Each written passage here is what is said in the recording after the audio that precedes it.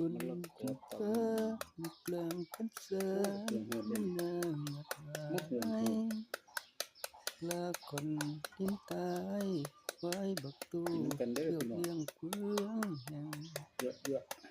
นกเจนวันน้องให้งักกันกองต้องเข้าเป็นแรงตกไก่และน้องเงินตัง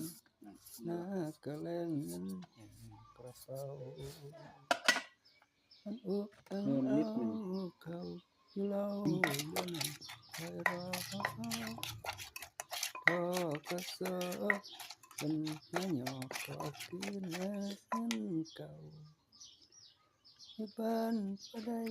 แค่หาทำงานมาใส่เขา